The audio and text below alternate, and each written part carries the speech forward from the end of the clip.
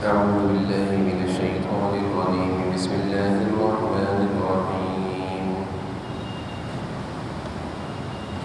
ويستعجلونك بالسيئة قبل الحسنة قد خلت من قبلهم المثلات وإن ربك لذو مغفرة للناس على ظلمهم وإن ربك لشديد العقاب. ويقول الذين كفروا لولا أنزل عليه آية من ربه إنما أنت منذر ولكل قوم هاد. الله يعلم ما تحمل كل أنثى وما تغيض الأرحام وما تزداد وكل شيء عنده بمقدار. عالم الغيب والشهادة الكبير المتعال. سواء منكم من أسر القول ومن جهر به ومن هو مستخف بالليل وسارب بالنهار. له معقبات من بين يديه ومن خلفه يحفظونه من أمر الله. إن الله لا يغير ما بقوم حتى يغيروا ما بأنفسهم وإذا أراد الله بقوم سوءا فلا مرد له وما لهم من دونه من وال. سورۃ الرعد کا درس چل رہا ہے. گزشتہ درس میں آیت نمبر 1 سے 5 تک کا ترجمہ اور تفسیر بیان ہو گیا تھا. آج آیت نمبر 6 سے آیت نمبر 11 تک کی تلاوت ہوئی. وَيَسْتَعْجِلُونَكَ بِالسَّيِّئَةِ قَبْلَ الْحَسَنَةِ. کافر مشرک حضور اکرم صلی اللہ علیہ وسلم سے عذاب کا مطالبہ کرتے تھے اور کہتے تھے کہ جس عذاب سے آپ ہمیں ڈراتے ہیں وہ عذاب کیوں نہیں آتا. اللہ تعالیٰ فرماتے ہیں یستعجلونک بالسیئۃ قبل الحسنہ کہ ان کی حالت ایسی ہو گئی ہے کہ برائی کی جلدی کرتے ہیں اچھائی کے مقابلے میں. یعنی ایک آدمی برے حالات کی تمنا رکھتا ہو اور اچھے حالات سے بے خبر ہو تو اس کو کہا جاتا ہے کہ نادان ہے, بیوقوف ہے. ایک برائی اور بری چیز کو چاہتا ہے, اچھائی کو نہیں چاہتا. تو اللہ تعالیٰ بھی ان کافروں کی حالت کو بیان فرما رہے ہیں کہ بری حالت اور برائی کی تمنا کرتے ہیں, مراد اس سے عذاب ہے کہ وہ عذاب کب آئے گا. اور پھر اللہ تعالیٰ فرما رہے ہیں وقد خلت من قبلہم المثلات. ان سے پہلے ایسے بہت سارے واقعات ہو چکے ہیں کہ جن لوگوں کو اللہ کی طرف سے عذاب کے ذریعے سے ہلاک کیا گیا. یعنی ان کے لیے کوئی نئی بات نہیں. جس عذاب کی یہ تمنا کر رہے ہیں وہ عذاب ان سے پہلے بہت سارے قوموں پر آ چکا ہے اور وہ ہلاک ہوئے, برباد ہوئے. اور یہ اس ہلاکت سے, اس بربادی سے بے خبر ہوئے ہیں. یہ انسان کی بد فطرت ہے, بری حالت ہے کہ اچھی حالت کو چھوڑ کر کسی بری حالت کی تمنا کرے. جیسے انسان بسا اوقات حالات سے جب تنگ آ جاتا ہے, مشکلات کا سامنا کرتے کرتے جب ہمت ہار جاتا ہے تو وہ تمنا کرتا ہے کہ کوئی مصیبت آ کر میں ہلاک ہو جاؤں, مجھ پر کوئی برائی آ جائے, موت آ جائے. اس طرح کی تمنا کرتا ہے. جبکہ اس کے سامنے اچھے حالات بھی ہوتے ہیں. جب تم برائی اللہ سے مانگ سکتے ہو تو اچھائی کیوں نہیں مانگتے؟ جب تمہیں برے حالات میں تمہاری زبان پر برائی آتی کہ ایسا ہو جائے ویسا ہو جائے میرے ساتھ, تو بھائی یہ بھی تو کہہ سکتے ہو کہ اللہ تعالیٰ میرے ساتھ اچھا کر دے, برے حالات ختم کر دے. تو یہ کافروں کی بگڑی ہوئی حالت ہے جس کو اللہ بیان فرما رہے ہیں. یہ یستعجلون کا معنی ہوتے ہیں جلدی کرتے ہیں، ویستعجلون کا یہ آپ سے جلدی کرتے ہیں، بالسیئہ کس بارے میں؟ بری حالت کے بارے میں، سیئہ معنی بری حالت، قبل الحسنہ، قبل الحسنہ کے معنی ہوتے ہیں اچھی حالت کے مقابلے میں، یعنی اچھی حالت سے پہلے یہ بری حالت کی آپ سے کیا کرتے ہیں؟ تمنا کرتے ہیں۔ ایک ہوتے ہیں خوشحالی، ایک ہوتی ہے بدحالی۔ تو خوشحالی سے مراد حسنہ اور بدحالی سیئہ، یعنی بری حالت کو چاہتے ہیں اور اچھی حالت کو نہیں چاہتے، اور جس بری حالت کو یہ چاہ رہے ہیں وقت خلت من قبلہم المثلات، ان سے پہلے ایسے عذاب اور واقعات بہت سارے گزر چکے ہیں، من قبل مسئولات، جن حالات اور واقعات نے ان قوموں کو رسوا کیا۔ مسئولات کے معنی ہوتے ہیں رسوا کرنا، یعنی جب کسی قوم پر اللہ کی طرف سے عذاب آتا ہے تو وہ قوم رسوا ہوتی ہے، ہلاکت کسی پر آئے تو وہ رسوائی ہے۔ قوم فرعون کا تذکرہ اگر کیا جائے تو کوئی خوشی سے تو نہیں کرتا تھا، اور نہ ہی کوئی اپنے بچوں کا نام فرعون رکھتا ہے، یہ ان کے ساتھ ایک برے حالات آ چکے ہیں۔ اللہ تعالیٰ یہ فرما رہے ہیں کہ ایسے حالات جنہوں نے ان کو رسوا کر دیا، مسئولات مانے رسوا کر دیا۔ وَإِنَّ رَبَّكَ، اور بے شک آپ کا رب، لَذُو مَغْفِرَةٍ لِلنَّاسِ عَلَىٰ ظُلْمِهِمْ، کہ وہ بہت زیادہ مغفرت کا معاملہ کرتا ہے لوگوں کے ساتھ۔ لذو مغفرہ مانے اللہ تعالیٰ معافی کا معاملہ کرتے ہیں لوگوں کے ساتھ، علی ظلمہم، ان کی زیادتیوں کے باوجود، یعنی بندے اللہ کے ساتھ برابر ناانصافیاں، زیادتیاں، اللہ کی نافرمانی اور گناہ کرتے ہیں، لیکن پھر بھی وہ رب کریم مغفرت کا معاملہ کرتے ہیں۔ اگر اللہ تعالیٰ ہر انسان کی خطا اور نافرمانی اور نالائقی پر پکڑنے لگ جائے تو کوئی بھی نہیں بچے گا، وہ کریم ہے۔ اللہ تعالیٰ فرما رہے ہیں ربک لذو مغفرہ، آپ کا رب مغفرت والا ہے، معاف کرنے والا ہے، للناس، لوگوں کو، علی ظلمہم، ان کی زیادتی اور ناانصافیوں اور ظلم کے باوجود۔ ترجمہ بھی ساتھ ساتھ چل رہا ہے۔ وَإِنَّ رَبَّكَ لَشَدِيدُ الْعِقَابِ، اور بے شک آپ کا رب سخت عذاب والا بھی ہے، یعنی سخت عذاب دینے کی بھی اللہ پوری طاقت اور قدرت رکھتے ہیں، لیکن اس کے باوجود بھی اللہ تعالیٰ معاف کر دیتے ہیں۔ کریم جیسے انسانوں میں کوئی انسان ہو جو معاف کرنے والا تو کہا جاتا ہے کریم انسان ہے، اور وہ رب العالمین جس کی انسان دن میں پتہ نہیں کتنی مرتبہ نافرمانیاں کرتا ہے، پھر بھی وہ اللہ تعالیٰ درگزر کرتے ہیں۔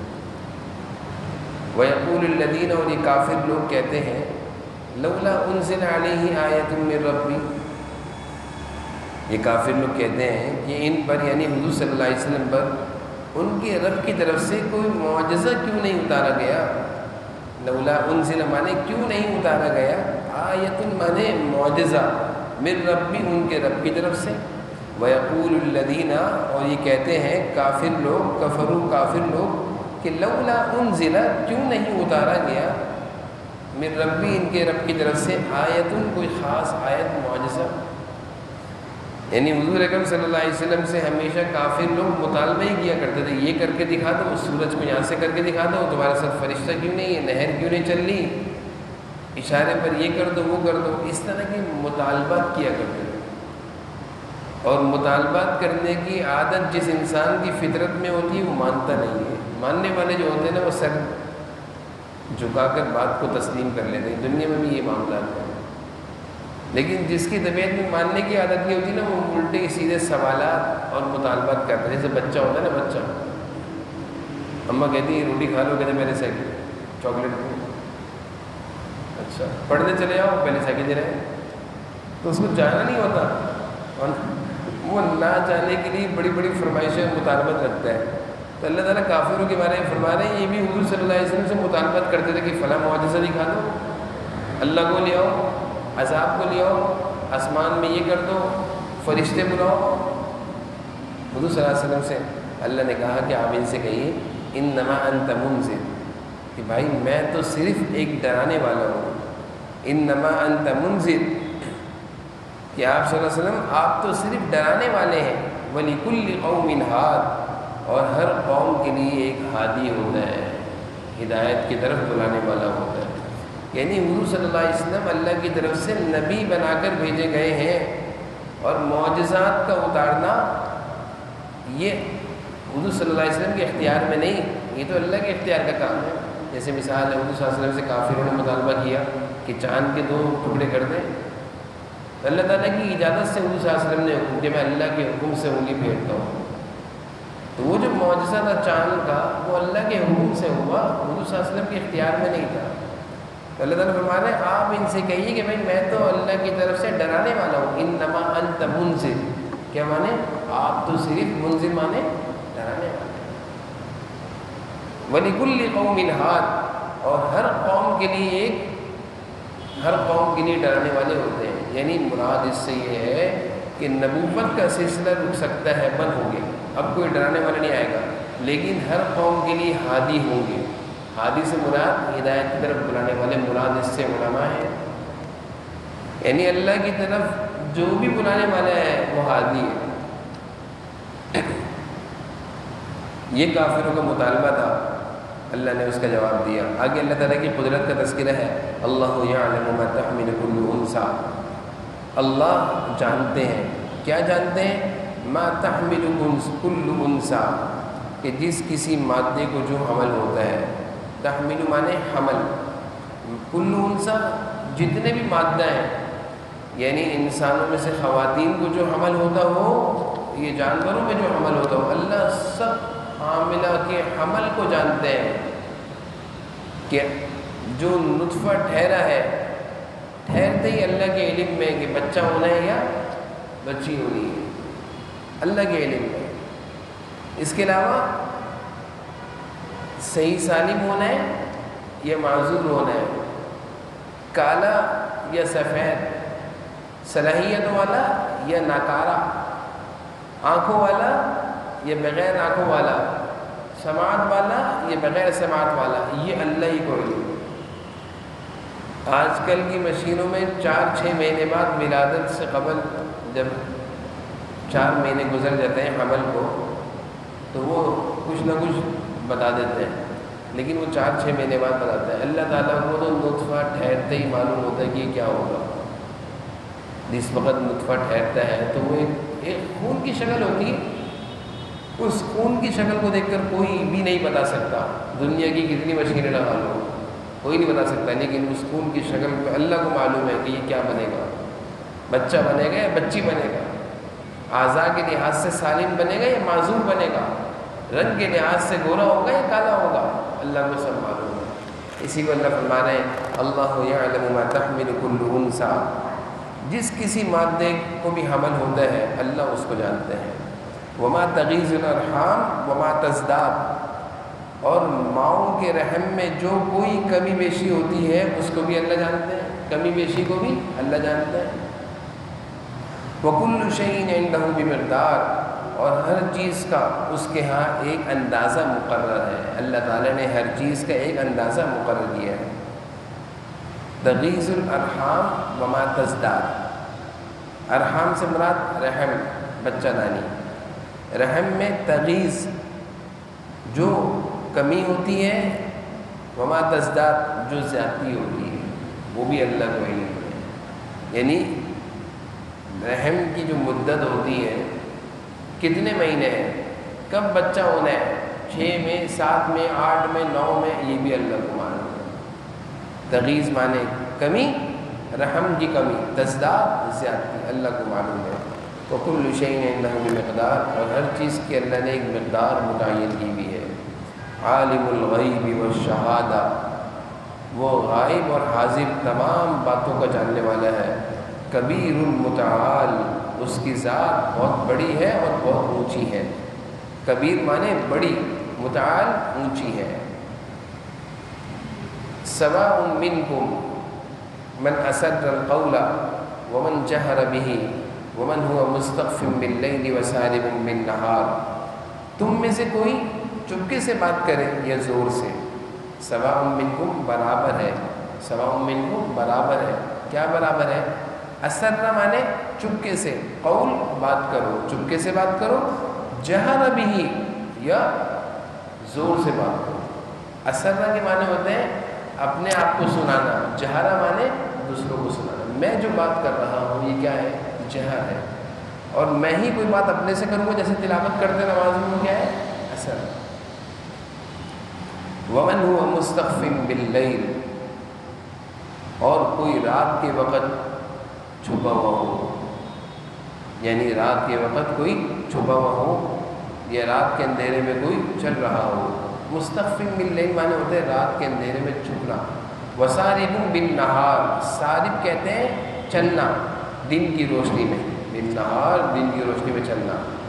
تو اللہ تعالیٰ یہ فرما رہے ہیں تم چپکے سے بات کرو یا زور سے بات کرو، یا تم رات کے اندھیرے میں کہیں چھپ کر کوئی کام کرو یا دن کے اجالے میں چل پھر کر کام کرو، اللہ کو سب معلوم ہے بھائی، اللہ کے لیے سب برابر ہے۔ انسان کی کوئی بھی حالت اللہ سے مخفی نہیں ہے۔ یہ تو ہم اپنے آپ کو دھوکہ دے رہے ہوتے ہیں کہ کمرہ بند کر لیا، دروازہ بند کر لیا، لائٹیں بند کر دی، سارے دیکھنے کے ذرائع بند کر دی کہ مجھے کوئی دیکھ نہیں رہا، لیکن یہ ہم اپنے آپ کو بیوقوف بنا رہے ہیں کہ دیکھنے والی ذات اللہ کی ہمیں ہر حالت میں دیکھ رہی ہے، چاہے ہم کسی حالت میں بھی، کوئی حالت میں بھی ہو، کہیں بھی ہو، اللہ کو ہماری ہر حالت کا پورا علم ہے۔ یہ آیت ایسی ہے نا، اگر اس آیت کو ہم اپنے دل و دماغ میں بٹھا لیں تو چھپ کر جتنے گناہ ہوتے ہیں نا وہ سب کچھ چھوڑ دیں گے۔ یعنی چھپ کر جو ہم کام کرتے ہیں ساری دنیا والوں سے چھپ کر، اور یہ خیال نہیں رہتا کہ سب سے چھپ کر بھی جس وقت ہم کوئی کام کر رہے ہیں اس حالت میں بھی ہمیں اپنا اللہ دیکھ رہے ہیں۔ حضرت حکیم اختر صاحب، حضرت مولانا شاہ حکیم محمد اختر صاحب رحمہ اللہ کا ایک شعر ہے، بڑا پیارا شعر ہے، جو کرتا ہے تو چھپ کے اہل جہاں سے، جو کرتا ہے تو چھپ کے اہل جہاں سے، کوئی دیکھتا ہے تجھے آسمان سے، کوئی دیکھتا ہے تجھے آسمان سے۔ تو اللہ تعالیٰ اس آیت میں یہ فرما رہے ہیں سواء منکم من اسر القول، چھپ کر بات کرو، جہر بھی زور سے بات کرو، مستخف باللیل، رات کے اندھیروں میں چھپ کر کوئی کام کرو، سارب بالنہار، دن کے اجالے میں چل پھر کر کرو، اللہ کو سب مانو۔ اللہ سے کوئی چیز مخفی نہیں ہے۔ ہم سمجھتے ہیں ہم سب سے چھپ گئے ہیں اور کوئی ہمیں نہیں دیکھ رہا، لیکن اس حالت میں بھی اللہ ہمیں دیکھ رہے ہوتے ہیں۔ یہ ذہن میں عقیدہ بٹھانا چاہیے، یقین بٹھانا چاہیے، جس کو کہتے ہیں نا راستے چل کر کہیں جا رہے ہو اور کہیں لکھا ہوا ہو کیمرے کی آنکھ دیکھ رہی ہے تو سیدھے ہو کے چلتے ہیں، سیدھے ہو کے چلتے ہیں، کیمرے کی آنکھ دیکھ رہی ہے، کیمرے کی آنکھ کے دیکھنے کا تو ڈر ہے۔ اور اللہ تعالیٰ فرما رہے ہیں من اسر القول جہر بھی مستخف باللیل سارب بالنہار، جس کا ڈر نہیں ہے کہ اللہ دیکھ رہے ہیں۔ آگے دیکھیں اگلی آیت بڑی اہم ہے، لہو معقبات من بین یدیہ۔ معقبات کہتے ہیں نگران فرشتوں کو، نگران فرشتوں کو کیا کہتے ہیں؟ معقبات۔ اللہ تعالیٰ فرما رہے ہیں نگران فرشتے جو یحفظونہ، جو تمہاری حفاظت کر رہے ہیں، من امر اللہ، اللہ کے حکم سے، من بین یدیہ، تمہارے سامنے سے بھی ہیں، تمہارے خلفی، پیچھے سے بھی ہیں۔ یہ آیت ترجمہ سمجھ میں آیا؟ دیکھیں تو نیچے بھی معقبات، نگران فرشتے، جس کو کہنا چاہیے سیکورٹی گارڈ۔